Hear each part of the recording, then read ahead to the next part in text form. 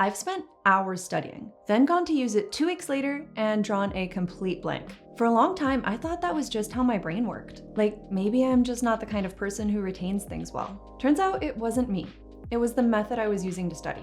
I'm a senior applied scientist at Amazon. I came from a non-tech background and taught myself most of the skills that got me where I am today. And I've mentored almost 200 people into AI and machine learning roles. So I've watched this play out hundreds of times. They're putting in the hours, doing the courses, and when it actually matters, in an interview, on the job, or when someone asks them to explain a concept they studied last month, it's gone. The problem isn't effort. It's that most of us were never taught how learning actually works. So I'm gonna show you the system I use to retain what I study. It's backed by cognitive science, and most of it goes against what feels productive, which is exactly why it works. The first thing I changed was how I reviewed material. I used to reread. That was my whole strategy. Go through the notes again, go through the documentation again, maybe highlight some stuff. And it felt productive.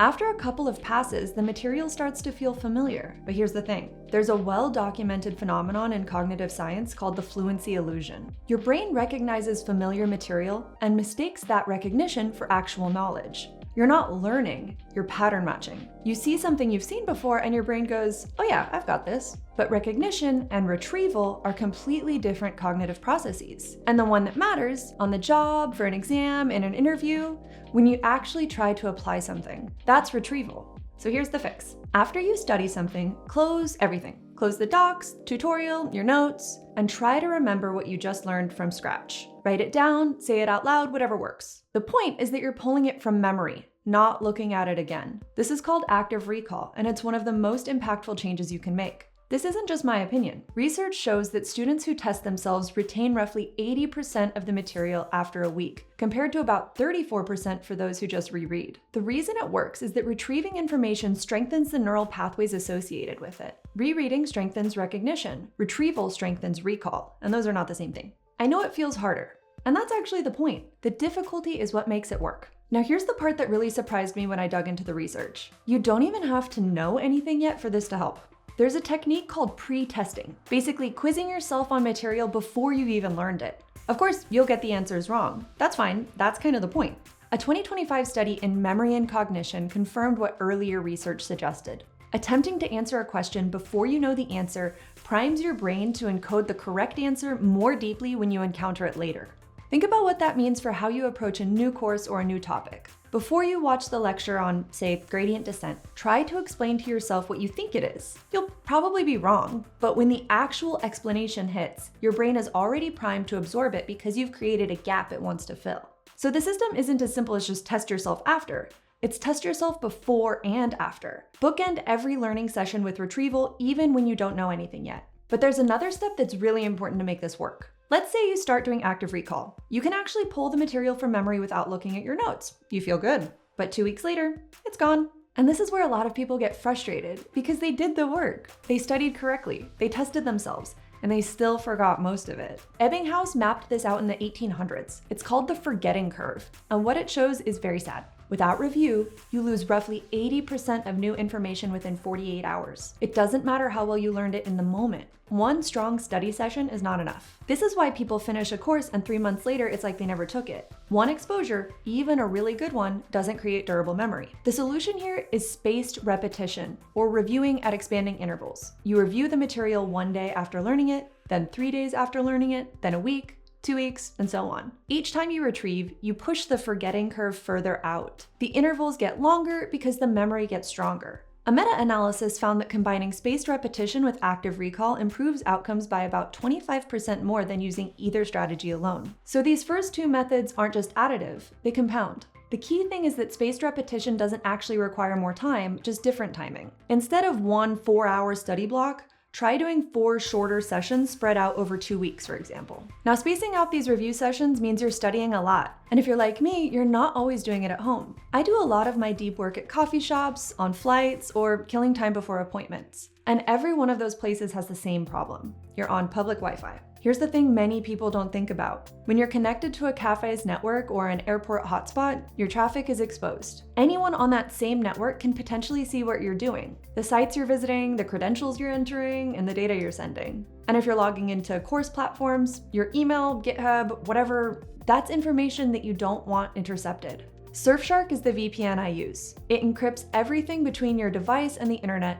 so even on a completely open network, your data stays private. I just connect before I open anything and forget about it. They also just released a web content blocker that strips out ads and trackers while you browse, which I love for study sessions. Fewer distractions, cleaner pages, and one less thing pulling my focus when I'm trying to stay in a review session. Go to surfshark.com/MarinaVPN or use the code MarinaVPN at checkout to get 4 extra months. There's a 30-day money-back guarantee, so no risk to try it. The link's in the description. All right, back to the system. Before I get to the third method, which is the one that makes the biggest difference for me personally, there's one more trap I want to flag because it's related to everything we just talked about. Most people study topics in blocks, like a week or 2 on a given topic before they move on to a completely new topic. But the research says this is another fluency illusion. When researchers compared block study against interleaved study, where you shuffle topics instead of doing them in neat little blocks, the interleaved group scored 63% on a delayed test versus 20% for the blocked group. But weirdly, during practice, the blocked study group felt like they were learning better. Your subjective sense of "I'm getting this" is lying to you.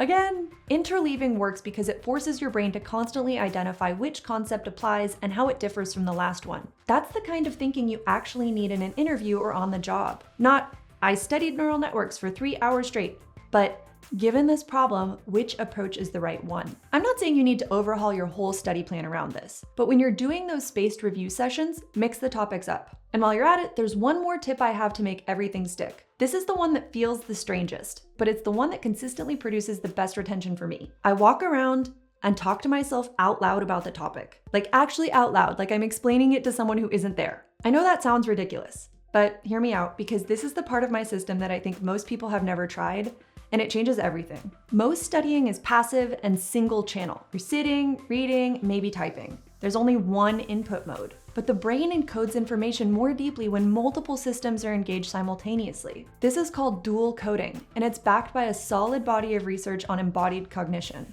Here's why the walk and talk works. When you're walking, your motor cortex is active. Movement creates a different physiological state than sitting, and that state affects how information is encoded. When you're speaking, you're forcing yourself to organize information into language. And this is where it gets fun and slightly painful because you can't explain something out loud without actually understanding it. When you try, the gaps become obvious immediately. You'll be going along fine and then suddenly stumble on a part you thought you understood but can't actually articulate. That's the Feynman technique in action. If you can't explain it simply, you don't understand it yet. And when you hear yourself, you get an auditory feedback loop too. That's another input channel for the same information. So you've got movement, speech production, and auditory processing all happening at the same time, and all encoding the same material. 3 channels instead of 1. I do this most mornings. Some concepts I've talked through 10 or more times. Those are the ones I don't hesitate on in a technical discussion. They're not stored as something I read once. They're stored as something I've explained, heard myself explain, and physically moved through.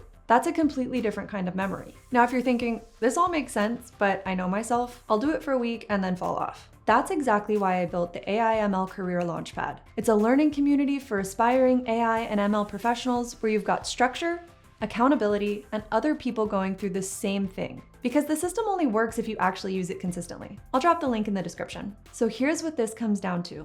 Everything most people do to study, rereading, highlighting, cramming, it feels productive. And that feeling is the trap. The system that works is uncomfortable by design. That discomfort is the learning. But even if your approach is perfect, it doesn't matter if you don't do it consistently. I made a video on how I get myself to study every day without using much willpower at all. Check that out next.